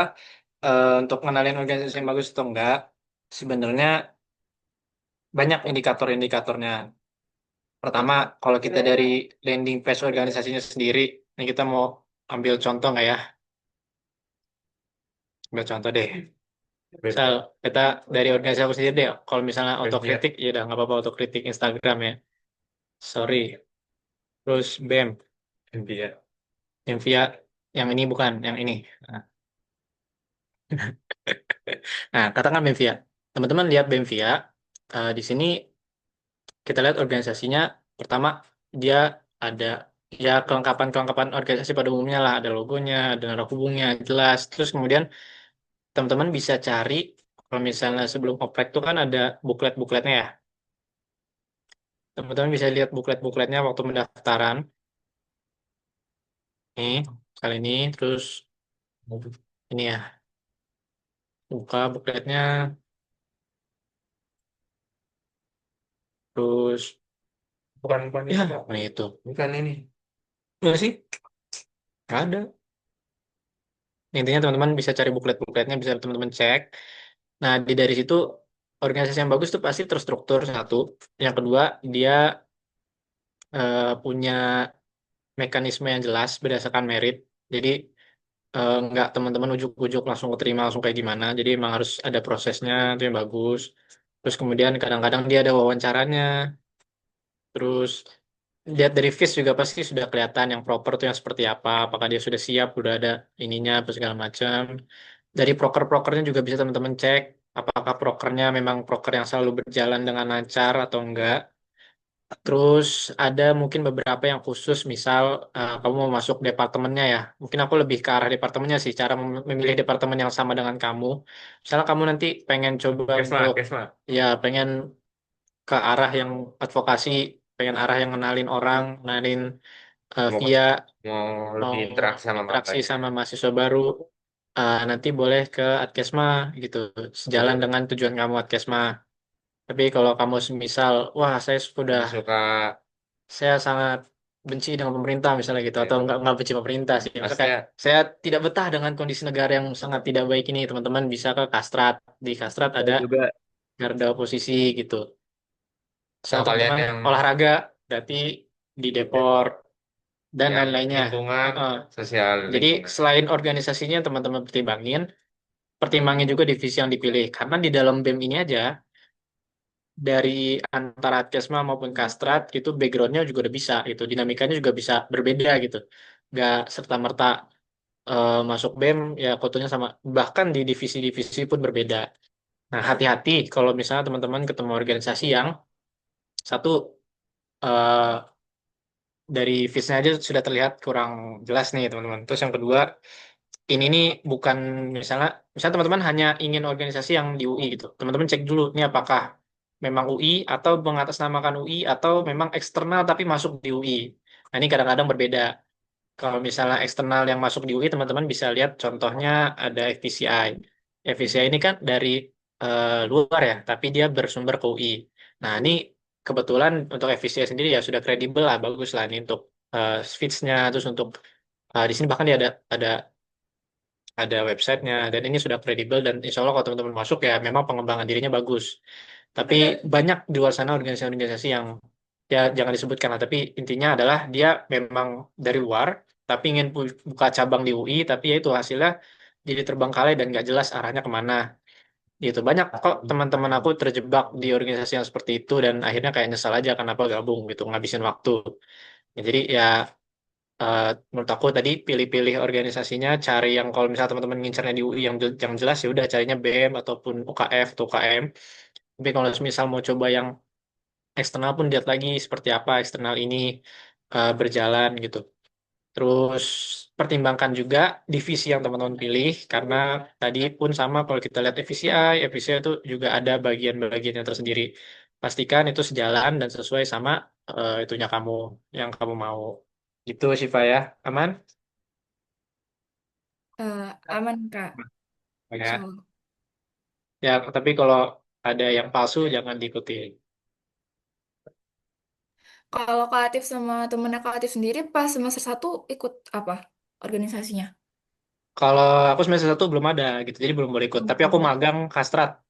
Kalau Wildan magangnya Kesma. Atkesma. Sekarang sama masuk di Kastrat, masuk di Atkesma. Gitu. Tapi kalau proker aku ikutnya BKUI, terus ikut Artex, terus ikut di tingkat UI cuma dua itu aja. Di tingkat fakultas aku ikut diorama, prokernya Atkes, sama persepsi, prokernya Kastrat, sama apa lagi ya fakultas dua deh kalau nggak salah. Betul. Sama Kalau Himanera, Pespora gitu. Jadi aku megang sekitar 5 sampai 6 lah tahun lalu. kalau gue pribadi sih gue cuma ikut satu doang di semester 1 dan itu cuma magang doang di Adkesma Ya, dan prokernya juga ya proker Adkes doang. Memang kewajiban dari ketika kita ikut magang. ya. Nah mungkin bedanya magang sama proker itu ya teman-teman. Kalau magang berarti ya sama aja teman-teman jadi bagian dari BEM. Jadi bagian dari BEM itu artinya harus ya ngikut Ikut semua proker yang prokernya ada di tapi Adkes. departemennya aja, Ya, di Adkes gitu. departemen yang kalian pilih gitu. Dan FLab nanti paling dibukanya kira-kira di bulan November lah. ya Enggak, enggak Agustus, November September September, September. bulan September. Nah itu juga untuk magang dan untuk gabung organisasi perlu CV biasanya teman-teman. Perlu CV, butuh motivation letter, butuh portofolio. Kalau misalnya teman-teman desain, boleh banget teman-teman siapin itu semua. Biar nanti dari sekarang udah konkret lah ntar ke depannya. Lah, sama kalau mau gabung organisasi atau proker, pasti seluruhnya ada interview teman-teman. Jadi persiapin lah interview. Mungkin kemarin yang udah advance interview. Nah kalau aku interview, tips aku ya kalau teman-teman ada interview, pertama riset sebanyak mungkin terkait proker atau organisasi yang teman-teman mau masukin. Misalnya mau masuk advance, cek ketua pelaksananya siapa. Jangan sampai nanti dites ketua pelaksananya siapa nggak tahu kak gitu. Susah tuh.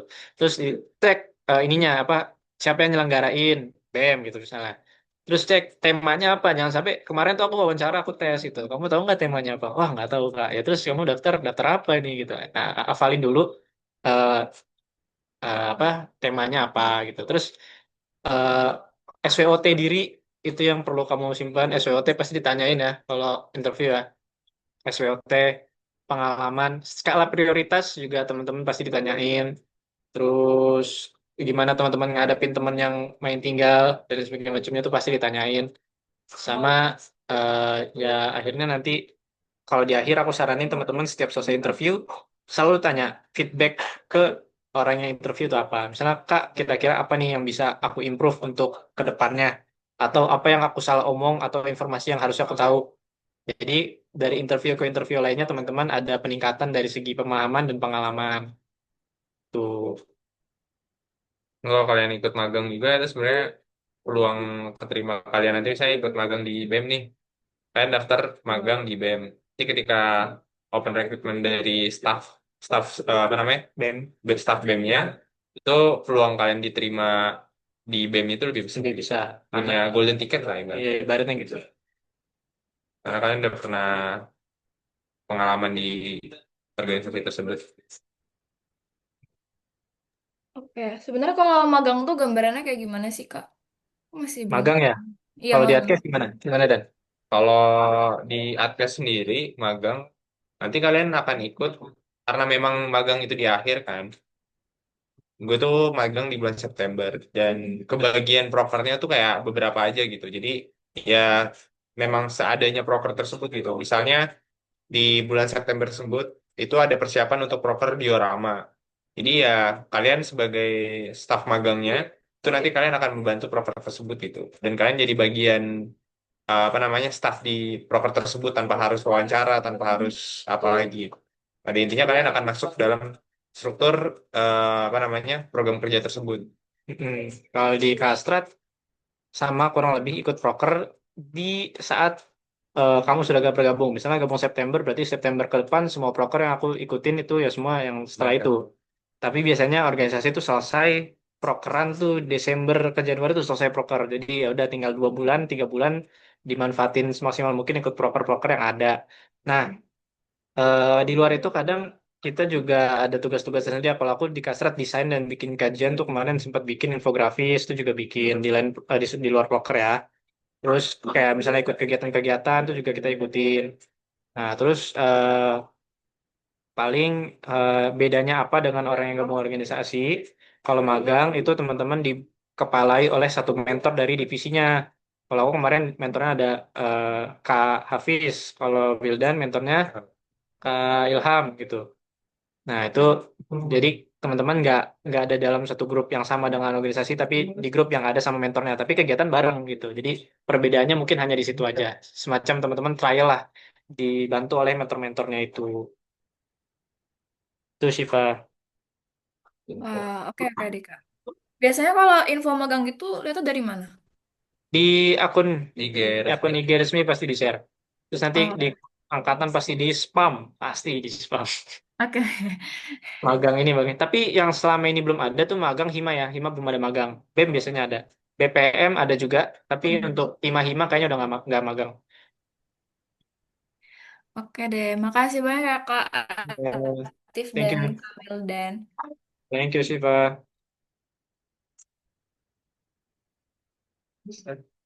Ya, ada lagi yang mau nanya? tes tes tes sebelum kita ngobrol. Boleh nggak ya? Ih, Kak, Ya, aku mau nanya lagi dong, nanya. tapi Ah, beda gimana? konteks. Nggak apa-apa, nggak apa-apa. Nah, kalau kan tadi Kak siapa Kak Atif ya ikut 6 ya Iya. organisasi. Nah, Ah, aku kan maksudnya tadi pas ngeliat sumpah sebenarnya rada kaget gitu ya kayak oh gini kuliah. Sebenarnya iya. gimana sih cara kayak ngatur waktunya dan kayak gimana gitu pokoknya Hmm. Ini atau mungkin, dan ini kita sekalian bisa nih tips fokus nih. semuanya. Kalau nanti ditanya, itu pertanyaan kamu tuh pertanyaan setiap interview tuh, pasti. Pasti. Gimana cara kamu atur waktu kalau ada bentrok? Nih caranya. Jadi, kamu daftar misal BKUI sama Artex. Keduanya di bulan November. Nah, pertanyaan adalah, eh, gimana cara biar stabil? Caranya adalah, teman-teman, sebelum daftar, itu harus cek timelinenya. Makanya tadi aku minta riset dulu. Karena apa? Karena ya riset itu kan menentukan nanti di timelinenya itu di tanggal apa, bulan apa gitu kan. Kalau udah bentrok ya jangan dipilih organisasinya. Atau teman-teman ganti divisi. Di Artex aku sebagai acara, di BKW juga sebagai acara. Nah, acara itu kan mostly mendekati hari H aja. Berarti kalau bicara soal waktu, berarti kemungkinan besar aku kerja di bulan November dan juga Oktober. Artinya September dan Agustus kosong dong. Berarti aku bisa cari proker yang memang progresnya dari Agustus dan September. Atau aku cari programnya November, tapi progresnya udah mulai dari Agustus September. Misal bikin teaser. Teaser kan udah pasti dari Agustus dan September. Jadi nanti di bagian Novembernya udah tinggal santai-santai. Nah, itu caranya. Jadi cek organisasinya, cek divisinya, cek timelinenya mau di bulan apa. Nah, kemudian divisi ini harus cocok dengan timelinenya. Acara di November, HPDD di bulan Oktober, prokernya ini sama ini. Jadi secara timeline nggak akan masalah. Yang kedua, pastikan beban kerja kamu udah disesuaikan. Kamu udah tahu nih daftar dokum seminggu bisa berapa kali, sebulan bisa berapa kali. Jangan sampai ngambil yang kamu ternyata seminggu butuh 10 kali, tapi di proker lain juga sama, butuh 10 kali. Ya udah, capek sendiri gitu. Nah, jadi harus imbang. Misal yang sibuk satu, yang santai satu. Kayak semisal aku ngambil diorama, itu kan jadi MC. Jadi tinggal di hari H atau H-1 lah aku latihan. Berarti di yang lainnya kosong, bisa aku manfaatin untuk proker lain. Atau di proker ini sebagai moderator, berarti ya udah tinggal terima cue card, bikin cue card dari jauh-jauh hari, mendekati hari H, tinggal moderator. Cara-cara seperti itu yang gampang, dan yang paling penting adalah ya teman-teman kerjanya itu harus efisien dan efektif. Kalau kerjanya lama, aku saranin, misalnya teman-teman emang tipe orang yang kalau ngerjain tuh harus nunggu mood, terus harus kayak harus ada situasi tertentu, dan teman-teman tahu nih kalau misalnya padat teman-teman makin stres makin pusing. Nah, jangan terlalu banyak ngambilnya berarti. Tapi kalau teman-teman emang bisa ngerjainnya cepet, bisa ngerjainnya instan, ngambil beberapa banyak nggak masalah, karena semakin cepat nanti semakin banyak waktu yang bisa dipakai untuk ngerjain yang lain. Tapi yang terpenting tadi aku tekanin lagi, jangan sampai jadi nggak ngerjain tugas, jangan sampai tugasnya lewat, jangan sampai ulangannya nggak belajar. Di hal-hal itu teman-teman harus tetap fokus akademik terlebih dahulu. Tuh, itu caranya sebenarnya simpel kok. Oke. Sebenarnya Aku mau coba tanya deh ke pendapatnya Kak Latif sama Kak Wildan. Aku kan orangnya tuh rada kayak perfeksionis gitu ya. Sebenarnya aku tahu kayak timeline-nya segini. Tapi aku tuh pengen hasil yang sempurna. Nah, pas kuliah kan nggak mungkin dong Kak. Aku mau ikut organisasi, mau ikut itu. Tapi kayak masih ada sifat itunya. Jadi gimana ya Kak solusinya? Solusinya ya, sama kok. Sebenarnya aku pribadi juga perfeksionis. Makanya kalau kamu tadi tanya program berapa 6, karena ya itu banyak, pengen ikutnya banyak, pengen ininya banyak. Mungkin beda kalau misalnya yang lain, Wildan mungkin nggak seprofesionis itu. Tapi kalau aku ya sama, harus pokoknya harus harus nyobain ini. Nah, mungkin cara ngebatasinnya gimana supaya nggak kelamaan atau misalnya supaya nggak kebanyakan, ya jangan terpaku ke satu. Misalnya aku ngambil macam-macam. Kalau misalnya di ini dokum, terus ini di teaser, terus ini di LO, di roadshow, disebar. Jadi penasarannya tuh hilang rasa penasarannya. Terus kalau misalnya nanti sudah berhasil satu, mungkin kamu sudah siap ancang-ancang ambil selanjutnya. Boleh juga. Tapi kadang-kadang memang rasa perfeksionis kan udah harus ditahan ya. Nah, gimana caranya kalau kamu nggak kesampean, misalnya sebenarnya mau ambil ini tapi kamu nggak bisa. Nah, kata siapa kamu cuma bisa semester ini, semester depan bisa nyoba lagi, tahun depan bisa nyoba lagi. Nah, itu makanya kamu coba planning. Mungkin di semester awal ini kamu mau coba ini dulu. Nanti tahun depan kamu mau explore ke sini, nggak masalah. Itu selama planning kamu udah jelas. Kayak misal aku di Artex tahun lalu jadi staff, aku planning tahun depan jadi BPH, sekarang jadi PI. Makanya itu kemudian kembali lagi ke planning kamu, apalagi kalau kamu perfeksionis, ya harusnya dari sejak awal jangan sampai kamu belum siap atau belum ready untuk planningnya. Karena ketika nanti kamu jalanin dengan sifat profesionis itu tanpa planning yang jelas, nanti kamu yang ada hatinya nggak enak sendiri. Makanya kalau aku dari awal perencana udah jelas, program yang diambil segini, nggak nambah nggak kurang, udah pas gitu aja. Tuh. Oh, kalau perfeksionis tuh balik lagi sama kalian juga sih. Gantung apa yang minat minat kalian. Misal, gua itu lebih minat untuk pengadvokasian gitu kan. Jadi gue bakal lebih memilih proker-proker yang memang selinier sama yang gue mau gitu. Itu di Adkesma gitu. Lebih kepada audiensi. Kalau misalnya Atif, mungkin dari segi apa ya namanya pemikiran yang lebih kritis, terus memang ingin menuangkan pemikirannya dalam tulisan-tulisannya, dia ikut asrat gitu. Jadi itu tergantung dari minat dan bakat kalian sih sebenarnya. Kalau minat kalian ke situ, mungkin nanti hasilnya pun akan maksimal gitu. Itu sih. Jadi eh, apa ya? Kalau memilih sesuatu itu lebih kepada minat kalian sih. Jadi ketika kalian ngejalaninnya pun juga tidak eh, berat gitu, tidak terasa berat gitu. Jadi lebih enjoy dan hasilnya pun akan lebih maksimal sih. Iya. Tuh,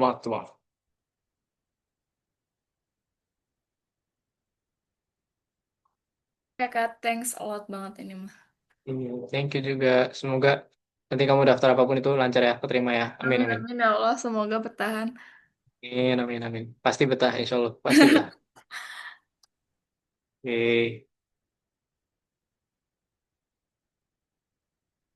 oke teman-teman. Mungkin kalau masih ada yang bertanya nih, pertanyaan terakhir ya, karena udah malam juga, itu di jam 9. Nanti kalau teman-teman misalnya merasa mau ada kelas lagi atau mau tutor lagi, gampang itu. Gampang. Oh iya, foto deh mungkin ya. Aku screenshot ya, isi screenshot teman-teman.